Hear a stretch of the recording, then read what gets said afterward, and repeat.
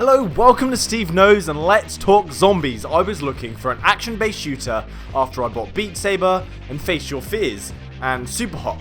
I needed to get into some zombie action, so let's review Drop Dead Dual Strike on the Oculus Quest. This game is coming from Pixel Toys. It's a port from the Oculus store that was originally available for Rift users. It's an arcade zombie shooter that resembles House of the Dead, which I was obsessed with on the Dreamcast, and you'll see this game in arcades all over the world. The story is you are in a zombie apocalypse, the world has been taken over by evil Dr. Monday. That's a good joke because we all hate Mondays and it's up to you to stop him. Luckily you have the ability to cross timelines, travel in time to events that will make the biggest impact of changing the course of history. You are accompanied by Billy Bob, what a genius name, it must have taken them ages to come up with that, and his daughter Celia Jane. It's a very simple story, but that's what you need in an arcade fun shooter. I don't exactly want to be creating a mind map on my wall, I just want to shoot zombies. There's also so much humour in this game that will make you smile every now and again, with cheeky innuendos or just pure stupidity. I really appreciate games that just don't take themselves really seriously, because the whole point of it is that you want to have fun. The game has a surprising amount of content for a VR game. There are 15 missions in each timeline and 3 timelines. That's 45 missions. And each one of the missions has a title which is a funny pun that's going to put a smile on your face. And each timeline increases with difficulty, making it even more intense and everlasting. As each timeline passes, you are given additional objectives to complete, such as in timeline 2, you have to start shooting off limbs and saving people from being eaten in order to complete the mission. In timeline 3, you have to disable bombs, which means you have to complete a puzzle. If you fail to complete any of these tasks, you'll have to start again. Alongside that is the ability to play a Horde Mode, where you just take on a constant flow of zombies in a variety of maps, such as the farm or the lab.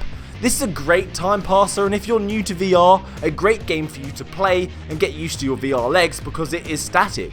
In the actual campaign, you do move along. You also do not have to play Horde Mode alone either. There is a multiplayer option available, so you and a friend can take on the apocalypse together. What a brilliant touch.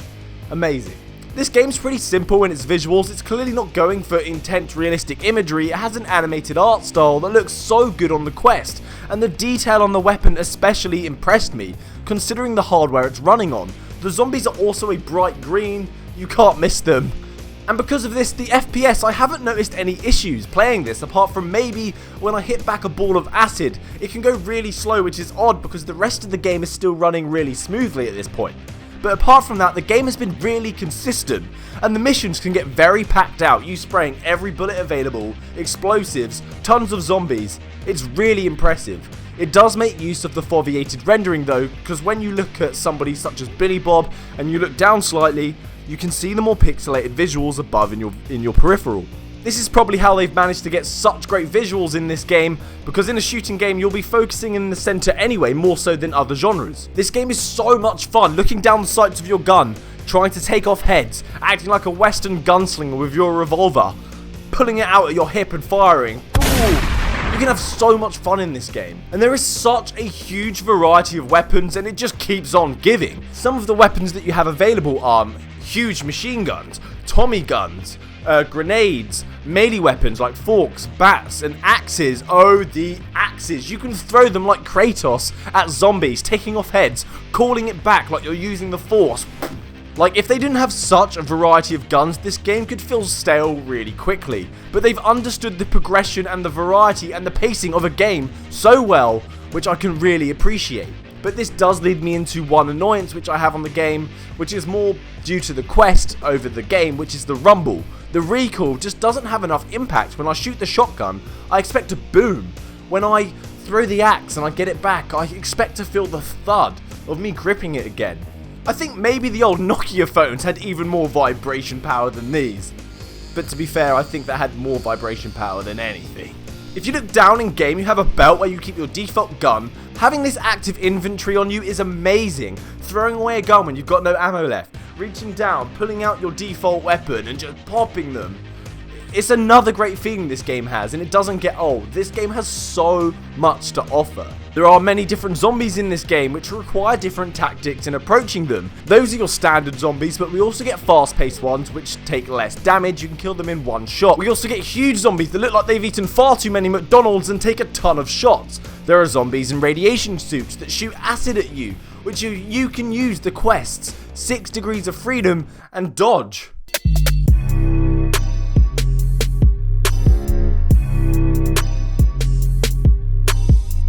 Or you can use a melee weapon and knock it back like a baseball straight back at the enemy.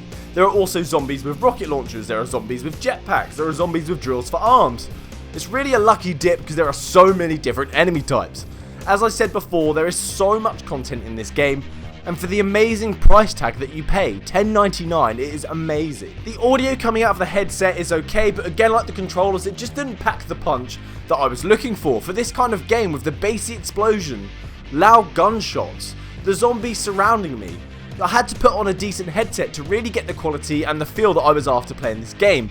I would play with a headset if you're looking for a more immersive play with this game. But that's not to say what they've done with the audio is not a great job. Zombies can be heard at different distances from their moans. The missions normally start off with no music, just environmental sounds, which can be really eerie, and then the music starts building up towards building tension, and it's done very well. So overall, I seriously loved this game. I found myself coming back to it daily, but sticking to the later levels as the first timeline is really slow paced compared to the others. It reminded me of a less violent House of the Dead. But with the library available on the Quest right now and the price being $10.99, this is a really good choice if you're just looking for some fun. And that fun won't end within a couple of hours because there is so much content here for you to enjoy and within such variety. And don't forget, it has a multiplayer experience, so you can play this with a friend as well. I just wish Beat Saber would have competitive multiplayer, damn it. It's a simple game, a classic arcade shooter, but done extremely well. So I'm going to give Drop Dead a 7.5 out of 10. Thank you for watching Steve Knows Drop Dead review. Please subscribe if you enjoyed the video because there's so many more to come. Happy gaming, guys, and good day.